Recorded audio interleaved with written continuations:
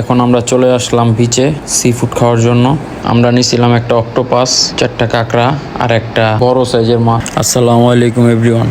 কক্সবাজারে আজকে দ্বিতীয় দিন আমরা চলে আসলাম সমুদ্র সৈকতে। সারাদিন সকাল থেকে বৃষ্টি, এখন বাজে প্রায় 1টা। তো আমরা চলে যাচ্ছি সমুদ্র সৈকতে কিছুক্ষণ এনজয় করার জন্য। তো আপনারা সাথেই থাকেন। সাগরে চলতেছিল সিগন্যাল, এর মধ্যে বৃষ্টি, ঢেউ ছিল খুব বড় বড়, সবকিছু মিলাই খুব ভালোই ছিল। আমরা মোটামুটি অনেকক্ষণ ফালাফালি করার পরে আমাদেরকে ডাকে উপর থেকে গার্ডেরা, কারণ ওদিন একজন নিখোঁজ হয়ে গেছিল, এই জন্য আর কি গার্ডেরা অনেক চিল্লাপাল্লা করতেছিল যাতে করে দূরে কেউ না চলে যায়। পরে আমরা উপরে চলে আসি, উপরে এসে কিছুক্ষণ মজা করি, এরপরে চলে যাই আমাদের রুমে। সব থেকে খারাপ ব্যাপার হচ্ছে সাগরে ডুবানোর পরেই শরীরের অবস্থা পুরো খারাপ হয়ে যায়, একদম শরীরের রং কালো হয়ে যায়। আর আমরা এই কালো রং উঠানোর জন্য আমরা একটা সাবান ইউজ করি। সাবানটা ছিল 100% অর্গানিক একটা কফি সাবান। সাবানটা খুবই ভালো ছিল এবং সাবানটা দেওয়ার পরেই আপনারা দেখতে পারবেন সাথে সাথে আমার মুখের কালো দাগ অনেকটা দূর হয়ে যায়। এটা দেখে তো আমার ফ্রেন্ডও অবাক হয়ে যায়। তুমি না বাবা সাগর তো ডুবে লাগাইলা ভূতের লাহানি।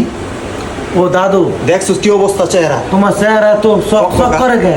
ওরা আমাকে জিজ্ঞেস করে আমি কি দিয়ে কালো দাগ উঠালাম আর এই সাবান আমি কোথায় পেলাম। পরে ওদেরকে বললাম organic product by Afifa Sultana page থেকে এই প্রোডাক্টটা আমাদেরকে পাঠিয়েছে। শুধু এটাই না, সাথে পাঠাইছে একটা লোশন যেটা দিলে শরীরের কালো দাগও দূর হয়ে যায়। এটা শোনার সাথে সাথে ওরা দুজন ওয়াশরুমে চলে যায় এবং সাবানটা ইউজ করে। ওরা দুজনেই বলে যে না, আসলে এই সাবানটা খুবই ভালো, এটা যদি চায় যে কেউ ইউজ করতে পারে, সাবানটা খুবই ভালো। আপনারা যদি নিতে চান তাহলে এই পেজ থেকে আপনারা চাইলে অর্ডার করতে পারেন। যাই হোক, এখন আমরা চলে আসলাম বিচে সি ফুড খাওয়ার জন্য।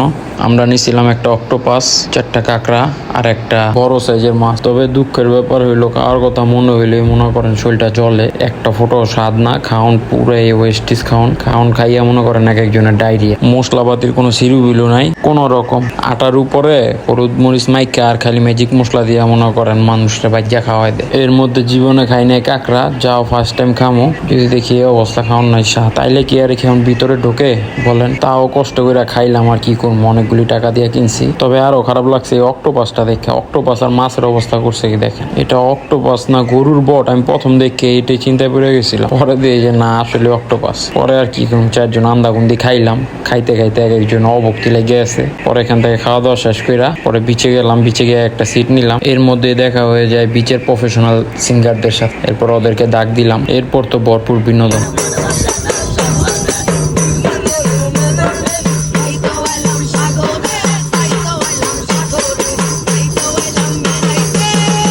আজকের ভিডিও এই পর্যন্তই। যাদের যাদের ভালো লাগছে অবশ্যই ভিডিওটাতে একটা লাইক দিয়ে দিবেন। ধন্যবাদ।